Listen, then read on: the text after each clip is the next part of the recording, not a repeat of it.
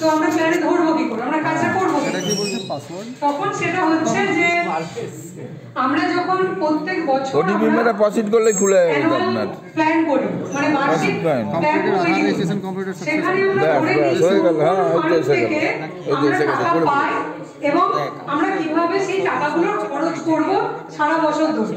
এবার গত বছরে কত টাকা পেয়েছি এবং খরচ করেছি দেখে আমরা আন্দাজ করে নিতে পারি এবছর আমরা কত টাকা পাবো। এবার সেখানে বিভিন্ন ফান্ড যে আমাদের দেওয়া হয় সেখানে কিন্তু বলে দেওয়া হয়, আমরা গাইডলাইন একটা দিয়ে দেওয়া হয় যে আমরা কোন কোন খাতে খরচ করতে পারি।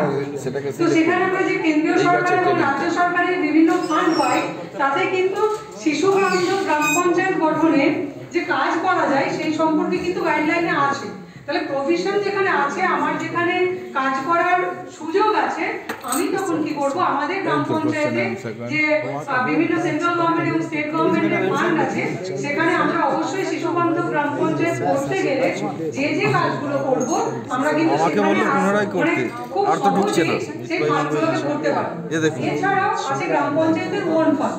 গ্রাম পঞ্চায়েতের ওন ফান্ডে আমরা শিশু বান্ধব গ্রাম পঞ্চায়েত এতে যদি আমরা টাকা নিয়ে আমাদের এখানে বেরিয়ার দিয়েও দেয়, তো এইভাবে আমরা বাজেটের জায়গাটা সংকলন করে নিতে পারি, যে ফান্ডের যে সংকলন হচ্ছে সেটা আমরা ব্যবস্থা করতে পারি।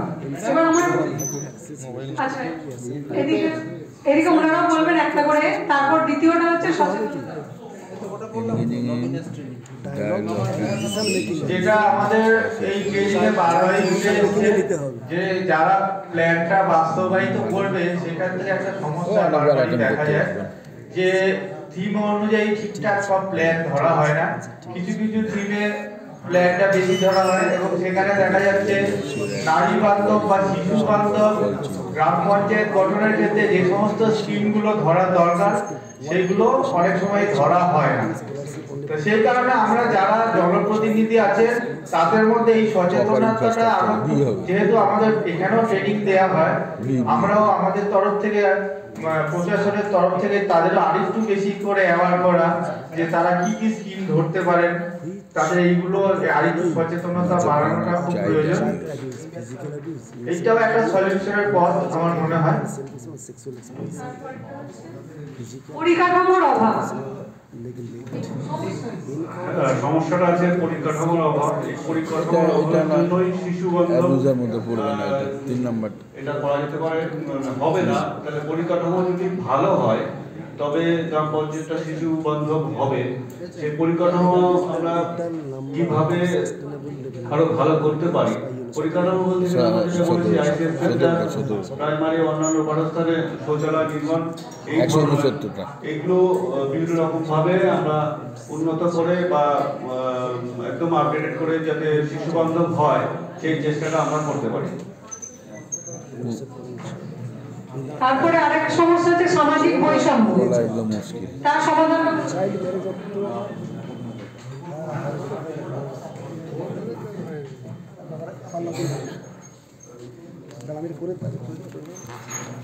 সামাজিক বৈষম্য, এটা আমরা একটা সমস্যা হিসেবে চিহ্নিত করেছি।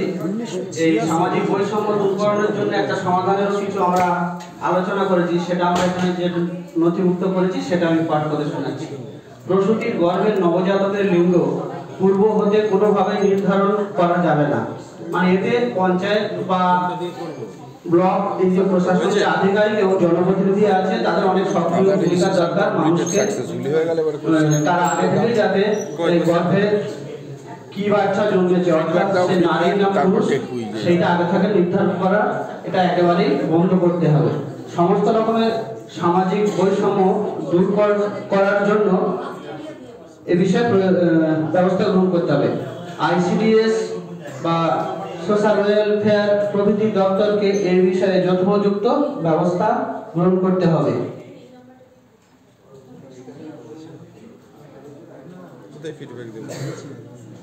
এটা একটা পুরোটাই টিম ওয়ার্ক, কিন্তু আমাদের এই টিম ওয়ার্কে দুজন ম্যাডাম সব থেকে বেশি অগ্রণী ভূমিকা নিয়েছেন। তো ওনারা সব থেকে ভালো ডিসকাস করতে পারবেন। তো মাইকটা ওনাদেরকে দিচ্ছি। আচ্ছা, পরবর্তী সমস্যা হচ্ছে প্রশিক্ষিত কর্মীর অভাব।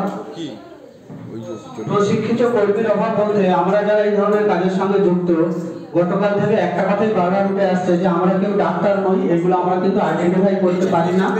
সেজন্য আমাদেরই যেমন আজকে এই প্রশিক্ষণ হচ্ছে, এখানে আমরা কিছু বিষয় জানতে পারছি, বুঝতে পারছি। এই ধরনের ছোট ছোট প্রশিক্ষণ সে নন টেকনিক্যাল হতে পারে, সবচেয়ে বই পড়ে বা পুঁথিগত বিদ্যা নিয়ে একেবারে টেকনিক্যাল পার্সন হতে হবে, একেবারে ডাক্তারের মতো স্টেথো নিয়ে সবকিছু করতে হবে তা নয়। ডাক্তারদের থেকে বা যারা ওই বিষয়ে এক্সপার্ট আছে তাদের থেকে যদি কিছু কিছু ট্রেনিং আমরা পাই, তাহলে আমাদের কাজ করার ক্ষেত্রে সুবিধা হতে পারে। যেমন এখানে আছে শিশুদের নিয়ে যারা কাজ করবেন তাদের সঠিক প্রশিক্ষণের ব্যবস্থা করতে হবে। সে যে কোনো ধরনের প্রাতিষ্ঠানিক প্রশিক্ষণ হতে পারে বা আমাদের এইখান থেকেও যেমন হতে পারে। আরেকটা জিনিস আছে রাজনৈতিক সদিচ্ছার অভাব। রাজনৈতিক মানুষদের সদিচ্ছা বৃদ্ধি করতে হবে। এলাকার সার্বিক উন্নয়ন করতে গেলে শিশুদের উন্নয়ন খুব জরুরি। সেজন্য রাজনৈতিক ব্যক্তি যারা রয়েছেন, যারা সরাসরি মানুষের সাথে ইন্টারাকশনে থাকেন, তাদের মধ্যে কিন্তু এই সচেতনতা আগে বৃদ্ধি করতে হবে, তাহলে আমাদের কাজটা অনেকটা সহজ হয়ে যাবে। আর কয়েকটি বিষয় কালকে আমরা যেটা ভাবছিলাম বারবার বলবো, সেটা হয়তো এখানে আমরা লিপিবদ্ধ করে দিই, এটা আমার ব্যক্তিগত মতামত। যে আমরা শনিবারের মিটিং নিয়ে বেশ কিছু কথা হচ্ছিল, সেটা আমি একটু জানাই। শনিবারের মিটিং আমরা করতেই পারি, কিন্তু প্রথম কালকে যে কথাটা বললো, চ্যারিটি বিগিনস অ্যাট হোম। আমরা যদি নিজের স্বাস্থ্য ভালো রাখি, নিজেরা যদি ভালো থাকি, তাহলে অন্যরাও ভালো থাকবে। দেখুন আমরা দূর দূরান্ত প্রত্যেকেই আমরা যে ক্যাডারগুলো আছি সব কিন্তু বাড়ি থেকে অনেক অনেক দূরে চাকরি করি। তো সেক্ষেত্রে সরকার এরকম পরিকল্পনা করতে পারেন যদি কাছাকাছি দেওয়া হয়, কারণ আমাদের একটা বাড়ি ফেরার তাড়া থাকে। দেখবেন শনিবার সন্ধ্যাবেলায় ভিসি রাত 8টার দিকে আমাদের কোনো কাজের সাথে অ্যাসাইন করে দেওয়া। স্বভাবত আমাদের তো পরিবার আছে, আমরা যদি শনিবার রবিবার বাড়ি না ফিরতে পারি, অন্তত সপ্তাহে একদিন বাড়ি ফেরা মানে এই নয় যে একদিন রাস্তায় প্রায় 12-14 ঘন্টা কেটে গেলে তারপর আমরা বাড়িতে সময় কাটাতে পারি মাত্র 5-7 ঘন্টা, তার মধ্যে ঘুম থাকে। তো আমরা যদি নিজেদের পরিবারের লক্ষ্য না রাখতে পারি, নিজের সন্তান, নিজের স্ত্রী, তাদের প্রতি নিজেরা যত্নবান হতে পারি, তাহলে স্বভাবত আমাদের ভেতরে একটা কিন্তু সে আগ্রহ আসবে না, ভালো কাজ করার প্রবণতা আমাদের আসবে না। সেজন্য আপনাদের মাধ্যমে আমাদের অনুরোধ, এই বিষয়গুলো যদি কোনো আধিকারিকদের সাথে আলোচনা করা যায়, একেবারে বাড়ির পাশে উঠানে চাকরি করতে হবে এরকম ব্যাপার নয়।